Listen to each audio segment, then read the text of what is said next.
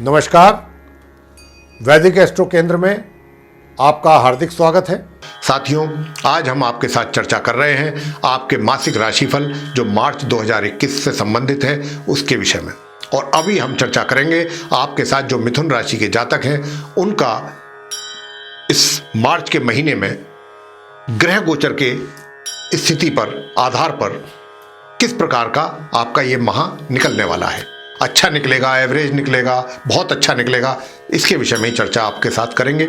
तो आइए जानते हैं आपके राशिफल के विषय में।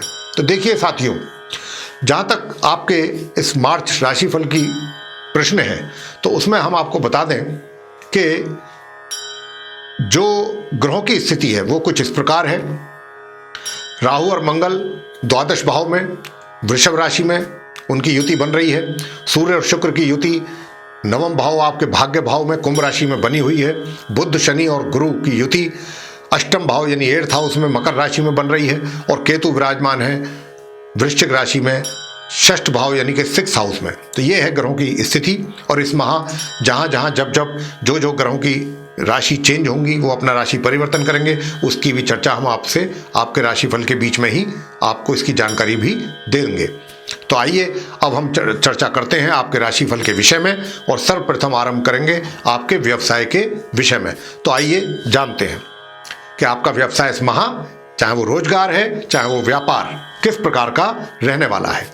तो देखिए साथियों, जो आपका व्यापार या रोजगार का जो घर होता है उसके जो स्वामी हैं गुरु बृहस्पति, उनकी स्थिति बहुत दयनीय है, बहुत कमजोर है, बहुत वीक है। और वीक का मतलब नीच की राशि में, नीच की अवस्था में वो बैठे हुए हैं।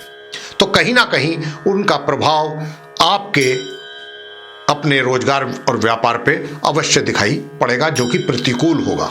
अनुकूल या सकारात्मक को हम नहीं कह सकते। दूसरी अवस्था क्या है कि आप मिथुन राशि के जो जातक हैं, मिथुन लगन के जो जातक हैं, उनके जीवन में शनि की जो ढैया है वह भी चल रही है, यह भी आपको बता दें। और इस प्रकार की जो स्थिति है वो एक तरीके से कह सकते हैं, यानी कि आप ये समझ लीजिएगा कि यहाँ पर हम आपको कहना चाहेंगे कि शनि की भी जो स्थिति है, वैसे तो अपने घर में है शनि, अपनी राशि में विराजमान है, जो हम देख पा रहे हैं सामने आपके चार्ट में। तो शनि की स्थिति वैसे तो ठीक है, अपनी अपनी राशि में स्वयं के घर में विराजमान है वो, लेकिन थोड़ा सा शनि का जो प्रतिकूल प्रभाव आपके ऊपर दिखाई दे रहा है वो हमें ये दे रहा है कि ढैया का जो प्रभाव है उसके कारण थोड़ी मानसिक परेशानियां भी साथ साथ चलेंगी। छोटी छोटी उलझनों के कारण आपका मन परेशान रहेगा। और वो उलझने क्या रहेंगी, आपके व्यापार में हमें अधिक नजर आती हैं, क्योंकि व्यापार के जो स्वामी या रोजगार के जो स्वामी गुरु बृहस्पति हैं उनकी स्थिति बहुत खराब है। तो साथियों, अंत में हम उपाय बताने जा रहे हैं। वो उपाय आपके लिए बहुत आवश्यक है। अगर वो उपाय आपने किए तो निश्चित रूप से आपके जो रोजगार का जो समस्या है इस माह, उसमें काफ़ी सुधार होगा और आपको भी काफ़ी तनाव से मुक्ति मिलेगी। वो हम अंत में आपको बताएंगे। तो देखिए, कुल मिलाकर के अभी हम यही कह सकते हैं कि इस माह व्यापारिक या रोजगार के हालात आपके पक्ष में दिखाई नहीं दे रहे हैं किसी भी प्रकार से। लेकिन हाँ, एक बात अवश्य कहेंगे कि जैसे ही सूर्य 14 मार्च को कुंभ राशि से निकल करके मीन राशि में जाएंगे, जैसे ही सूर्य 14 मार्च को कुंभ राशि से निकल करके मीन राशि में जाएंगे, जो कि आपके कुंडली के दशम भाव करियर के हाउस है, उसमें जाएंगे सूर्य। तो 14 मार्च से लेकर के और 31 मार्च का जो समय अवधि है, इसमें सूर्य आपको कोई ना कोई पदोन्नति या कोई आपकी कोई प्रमोशन या कोई डील, व्यापार में कोई ऐसी पुख्ता डील कराएंगे जिससे कि आपको काफी लाभ होगा। यहां पर यह भी चीज हम आपको बताना चाहते हैं। हालांकि जो व्यापार के घर के स्वामी हैं उनकी स्थिति तो नहीं है सही, वो तो आपको कहीं भी फेवर नहीं कर रहे हैं। ऊपर से शनि का भी हमने आपको बता दिया प्रभाव ढैया का, वो भी मानसिक स्थिति को सही नहीं रखेगा। लेकिन सूर्य जो आएंगे ये 14 से लेकर के और मार्च के अंत तक रहेंगे आपके करियर के हाउस में।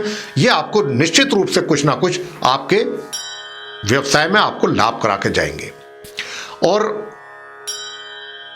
इसके साथ साथ शुक्र भी उच्च की अवस्था में आ जाएंगे 17 मार्च से आपके इसी राशि में, तो वो भी आपको कहीं ना कहीं, लेकिन हाँ फायदा तो कराएंगे दोनों, लेकिन सुख सुविधाओं का लाभ आप इस माह नहीं ले पाएंगे, उसका लाभ नहीं उठा पाएंगे, क्योंकि व्यस्तता इतनी हो जाएगी, अपने आप में व्यस्त रहेंगे, परेशान रहेंगे काम काज को लेकर के।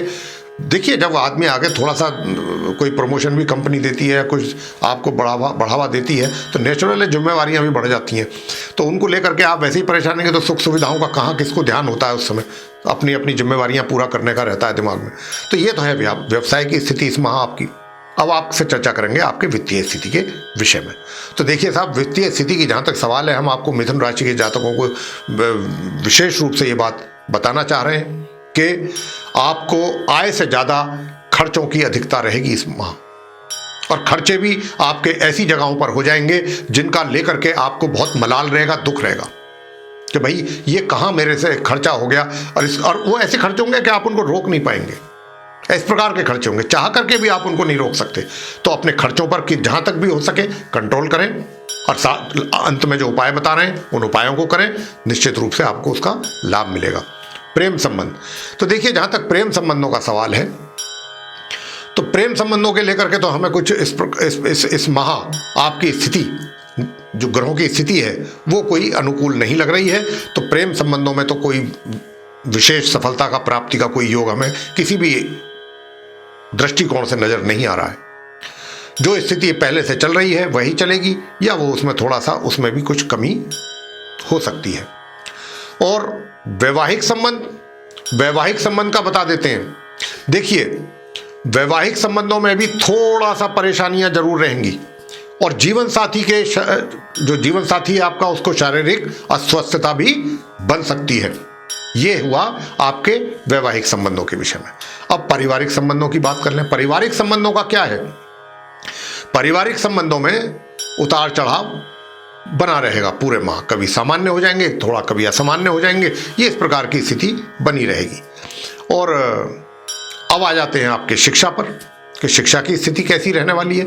देखिएगा, शिक्षा की स्थिति सामान्य रूप से चलेगी माह के आरंभ से लेके और माह के मध्य तक, लेकिन माह मध्य से और माह के अंत तक आपके लिए समस्याएं बनेंगी अपने शिक्षा को लेकर के।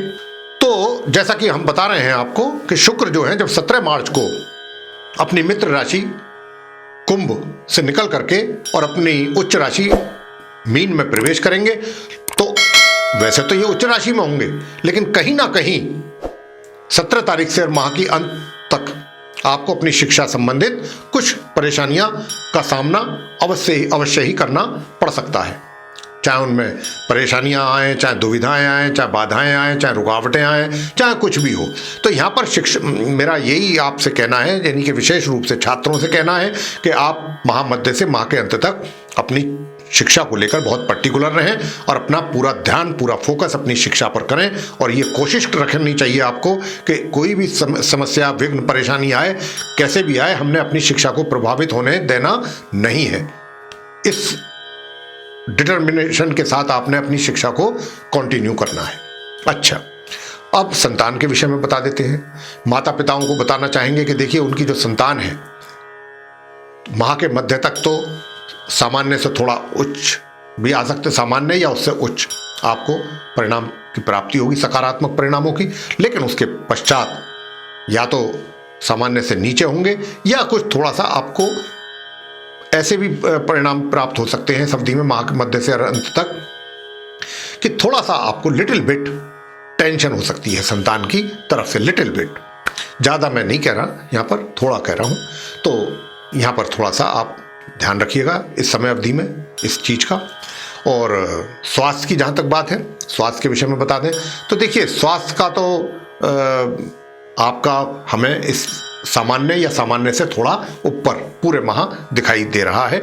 लेकिन हाँ, इतना जरूर है, छोटी मोटी समस्याएं चलती रहेंगी, जैसे बदहजमी हो गई या कुछ और समस्या छोटी मोटी, जो व्यक्ति जो है उनको झेल लेता है कि उनकी परवाह भी नहीं करता। छोटी मोटी कहीं चोट लग गई या कुछ माड़ी मोटी प्रॉब्लम हो सकती है, ज़्यादा नहीं। वैसे स्वास्थ्य जो है आपका ठीक रहेगा, सामान्य रहेगा। और अंत में उपाय देखिए क्या है। अगर आप चाहते हैं कि आपके मतलब व्यापार रोजगार में कोई समस्या ना आए और काम सुचारू रूप से चले, आपका सफलतापूर्वक हो, तो आप गुरु के उपाय अवश्य करें। देखिए, गुरुवार के दिन आप धार्मिक स्थलों में जाएं, वहां जाकर के पीले वस्त्र या पीले फल उनका दान कर सकते हैं और धार्मिक पुस्तकों का भी दान कर सकते हैं। ये आप कार्य कर सकते हैं। और इसके अतिरिक्त आप गुरु के मंत्रों का जाप कर सकते हैं। ओम ब्रह्म बृहस्पतये नमः संध्या के समय 108 बार इसका जाप कर लें। और गुरुवार के ही दिन अगर आप केले के वृक्ष की पूजा करते हैं तो और अति उत्तम। इसके साथ शुक्रवार के दिन आपने क्या करना है, एक तो आप इस पूरे महा ध्यान रखिए कि अपने वस्त्रों को साफ सुथरा रखें, स्वच्छ रखें, अपने पहनने ओढ़ने का पूरा ध्यान रखें। और इसके साथ अगर परफ्यूम वगैरह, डीओ वगैरह अगर आप इस्तेमाल करते हैं, वो भी, उसमें भी शुक्र को मजबूती मिलेगी। और शुक्र के मजबूती मिलने से क्या होगा कि आप जो छात्र लोग हैं उनको भी, उनकी शिक्षा में भी बाधाएं या तो समाप्त होंगी या कम हो जाएंगी, और संतान संबंधी भी। तो ये शुक्र से आपको लाभ प्राप्त होंगे।